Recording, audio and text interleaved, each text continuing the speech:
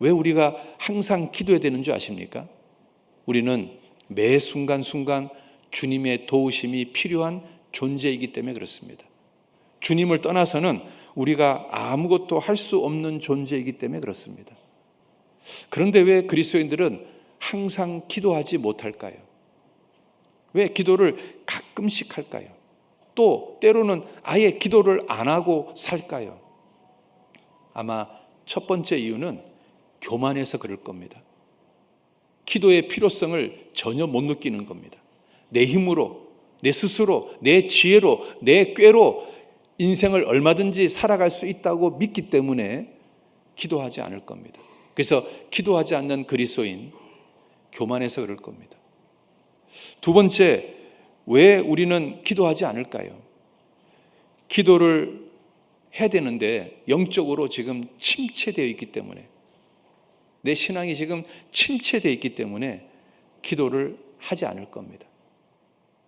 그리고 세 번째는 기도를 했는데 기도 응답이 안 돼서 낙심했을 때 우리는 기도하지 않을 겁니다. 아마 많은 그리스도인들이 기도를 하지 않는 이유 중에 하나가 낙심하기 때문에 그렇습니다. 내가 기도했는데, 내가 한 달 내내, 일주일 내내 기도했는데 기도 응답이 되지 않으면 우리는 마음속에서 낙심이 찾아옵니다. 그리고 기도를 포기하게 됩니다. 그래서 예수님께서 이렇게 말씀하시는 겁니다. 항상 기도하고 낙심하지 말아야 될 것을 너희에게 비유로 일러 가라사대 하면서 이제 과부가 원한 맺힌 기도 하나님이 속히 들어준다는 말씀을 이어서 하고 있지 않습니까? 우리가 기도하지 않는 가장 큰 이유 중에 하나가 낙심하기 때문에 그렇습니다. 그런데 여러분 이거 아십니까? 기도의 응답은 하나님께서 나에게 가장 좋을 때, 최고의 시간에 응답해 주시는 겁니다. 나는 왜 이렇게 기도 응답이 더뎌질까라고 막 생각하는데 하나님께서는 가장 좋은 시간에, 가장 베스트한 타임에 나에게 기도 응답을 해 주신다는 겁니다. 그래서 그걸 믿어야 되는 겁니다. 그래서 당장 기도 응답이 되지 않는다고 해서 낙심할 필요가 없습니다. 그런데 이제 이 낙심한 그리스도인들이 범하는 죄 중에 가장 큰 죄가 바로 입에서 원망이 나오고 불평이 나오고 불신의 말이 나오는 겁니다. 투덜대는 그리스도인이 됩니다. 투덜이가 되는 겁니다. 여러분 시편 77편 한번 봅시다. 시편 77편 7절, 8절, 9절을 같이 한번 읽어봅시다. 시편 77편 7절, 8절, 9절입니다. 주께서 영원히 버리실까? 다시는 은혜를 베풀지 아니하실까? 그 인자하심이 길이 다하였는가? 그 허락을 영구히 폐하셨는가? 하나님이 은혜 베푸심을 잊으셨는가? 노하심으로 그 긍휼을 막으셨는가 하였나이다. 지금 입에서 막 원망이 나오고 불평이 나오고 막 불신의 말이 막 쏟아지고 있습니다. 하나님이 우리를 영영히 버리셨나? 하나님이 은혜 베푸는 것을 잊어버렸는가? 이제 하나님의 인자하심이 끝났는가? 막 이제 하나님에 대해서 원망과 불평의 말을 쏟아내고 있습니다. 투덜이 그리스도인이 되고 있습니다. 놀랍게도 이 시편 77편 1절부터 9절까지 있잖아요. 어떤 말이 계속 반복되냐면 나라는 인칭의 사용이 20번이나 나옵니다. 내 입장에서 하나님 기도응답 안 해주니까 내 입장에서 원망과 불평을 막 쏟아내고 있습니다. 오죽하면 욥도 있잖아요. 자기 생일을 저주하지 않았습니까? 욥도 흑암이 내 친구라고 고백하지 않았습니까? 우리가 낙심이 되면 나도 모르게 입에서 원망의 말이 쏟아지고 불신의 말이 쏟아지고 하나님을 향해서 막 해서는 안 되는 말들이 쏟아집니다. 여러분, 이 상황을 극복하는 비결이 뭘까요? 일단 계속 기도하는 겁니다. 입에서 원망의 말을 하기 전에 차라리 기도하는 겁니다. 불평의 말을 하기 전에 차라리 기도하는 겁니다. 투덜투덜대는 말을 하기 전에 차라리 하나님께 기도하는 겁니다. 내 상황을 그냥 하나님께 계속 아뢰는 겁니다. 여러분, 아기가 있잖아요. 보통 이제 불편한 일이 생기면 울지 않습니까? 아기가 우는 일은 크게 세 가지일 겁니다. 아프거나 배고프거나 또는 뭐 똥을 쌌거나. 그런데 애는 그걸 말할 줄을 모르잖아요. 엄마 나 배고파, 그 말을 못 하잖아요. 그러니까 그냥 울어 제끼는 겁니다. 아기는 자기 삶 속에서 어려운 일이 생기고 힘든 일이 생기면 아기가 할 수 있는 표현은 그냥 냅다 우는 겁니다. 그런데 엄마는 아기의 울음소리를 들으면 아기한테 달려갑니다. 그리고 세 가지를 체크합니다. 배고픈가? 입에다가 뭘 대봅니다. 그리고 기저귀를 열어봅니다. 똥 쌌나? 그리고 세 번째는 머리에 손 얹어봅니다. 열이 있나? 아기가 우는 것은 크게 셋 중에 하나거든요. 그러면 이제 셋 중에 하나를 엄마가 조치를 취해줍니다. 그러면 아기는 더 이상 더 이상 울지 않습니다. 그리스도인들도 뭔가 힘든 일이 생기고 어려운 일이 생기고 괴로운 일이 생겼을 때 원망하고 불평하고 하나님을 향해서 막 해서는 안 되는 말을 쏟아붓는 것보다는 차라리 하나님께 우는 게 낫습니다. 하나님, 나 정말 힘듭니다. 나 정말 괴롭습니다. 나 정말 미치겠습니다. 하나님께서 우는 그리스도인 가만히 계시겠습니까? 달려올 겁니다. 그리고 내가 뭐 때문에 힘든지, 뭐 때문에 불편한 건지, 뭐 때문에 지금 좌절했는지, 뭐 때문에 낙심했는지 말씀해 주실 겁니다. 도와주실 겁니다. 그래서 이 시편 77편의 1절부터 9절까지는 내 입장에서 하나님을 향해서 막 원망의 말을 쏟아냈습니다. 그런데 10절부터 20절까지는 나라는 인칭에서 하나님으로 인칭이 바뀝니다. 그래서 하나님이라는 글자가 무려 16번 나옵니다. 그리고 갑자기 상황이 반전이 됩니다. 한번 봅시다. 10절 한번 보겠습니다. 또 내가 말하기를 이는 나의 연약함이라 지존자의 오른손에 곧 여호와의 옛적 기사를 기억하여 그 행하신 일을 진술하리이다. 그러니까 이걸 갖다가 우리식으로 말하면 내가 막 원망하고 불평하고 낙심했던 말들을 하나님 앞에 하나님 죄송합니다. 제가 연약해서 그렇습니다. 그리고 옛적 기사를 기억한다는 말은 성경책을 읽는 겁니다. 제가 하나님의 옛적 기사를 기억하겠습니다. 차라리 내가 하나님께 원망하고 불평하고 투덜대는 대신에 차라리 성경책을 읽겠습니다. 그리고 12절입니다. 또 주의 모든 일을 묵상하며 주의 행사를 깊이 생각하리이다. 내가 성경을 읽으면서 그 성경 구절에 대해서 묵상하면서 하나님이 이런 분이 아니지. 하나님이 참 좋으신 분이지. 하나님 나를 도와주시는 분이지. 하나님 내 기도에 귀를 기울이시는 분이지 하고 생각을 바꾸는 겁니다. 낙심한 그 생각을 바꾸는 겁니다. 그리고 13절에 이렇게 말합니다. 하나님이여 주의 도는 극히 거룩하시오니 하나님같이 큰 신이 누구오니까. 이제 하나님을 찬양하는 하나님의 크신 분을 생각하는 겁니다.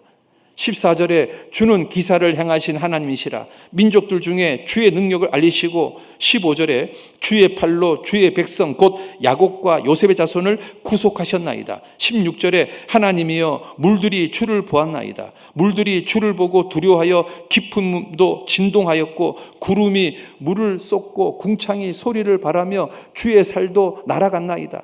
회리바람 중에 주의 우레소리가 있으며 번개가 세계를 비추며 땅이 흔들리고 움직였나이다. 주의 길이 바다에 있었고 주의 척경이 큰 물에 있었으나 주의 종족을 알 수 없었나이다.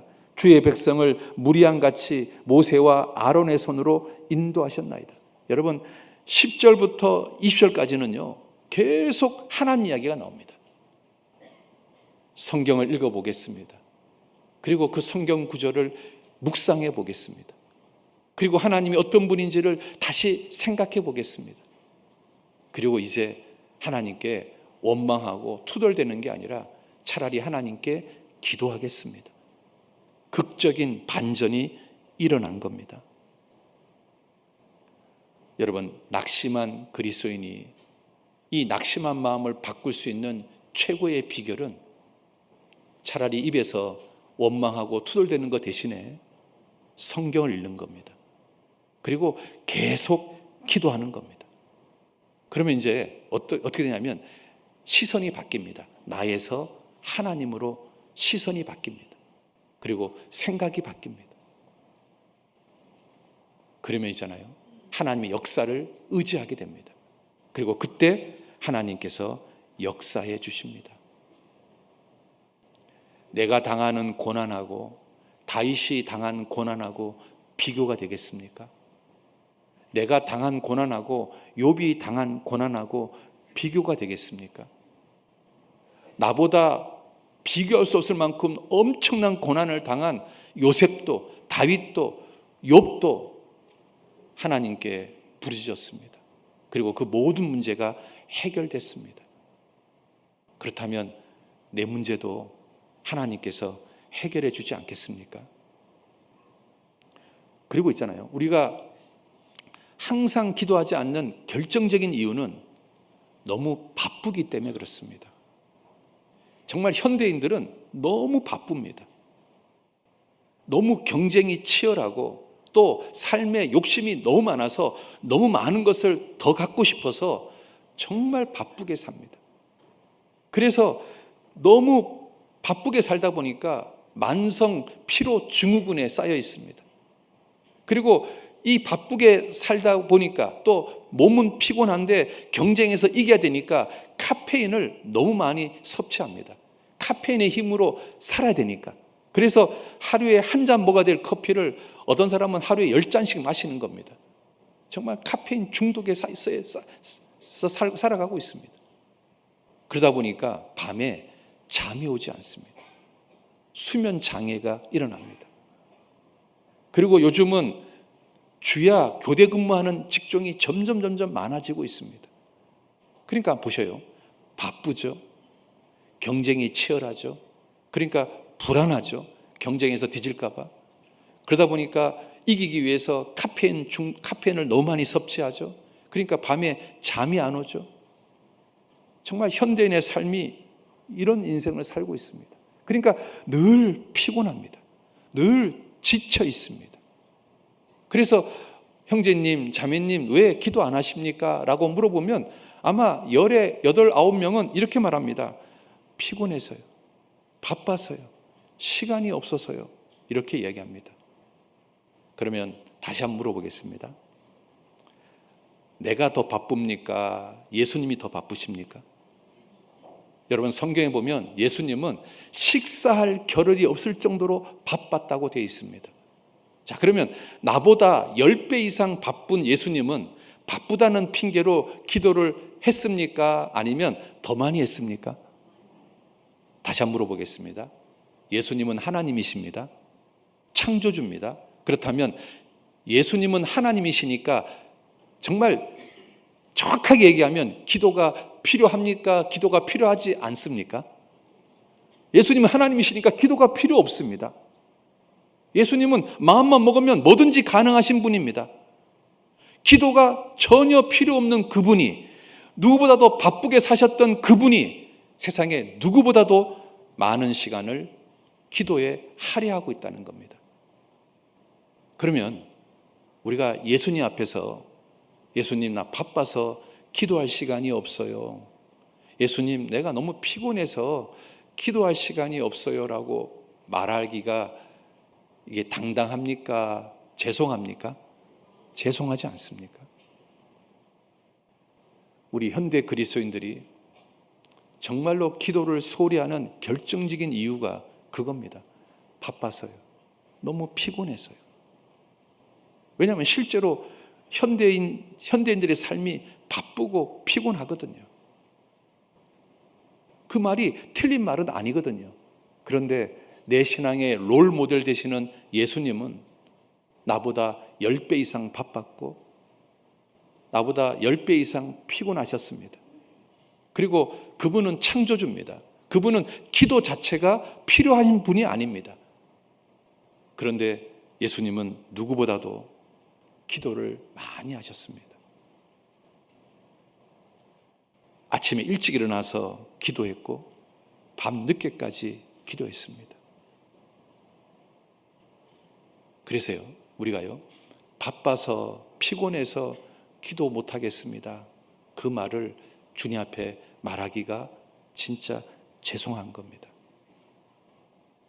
그리고 앞서간 믿음의 선배들도 굉장히 바빴는데 기도를 진짜 많이 했습니다. 그분들은 왜 그렇게 바쁜데 피곤한데 더 많은 시간을 기도했을까요? 여러분, 기도하지 않고 하루 일을 시작하는 것은 내 힘으로 하루를 살아보겠다는 의지입니다. 그런데 하루를 시작하기 전에 기도하고 하루를 시작하는 것은 이 하루를 하나님께 맡기고 하나님의 도우심을 구하는 겁니다. 여러분, 어떤 것이 하루가 형통하게 풀리겠습니까? 왜 바쁜데 피곤한데 더 기도를 힘써야 될까요? 기도하지 않으면 모든 게 엉망이 되기 때문에 그렇습니다. 기도하지 않으면 삶이 복잡해지기 때문에 그렇습니다. 기도하지 않으면 쉽게 풀릴 일이 더 어렵게 꼬이는 경우가 너무 많기 때문에 그렇습니다.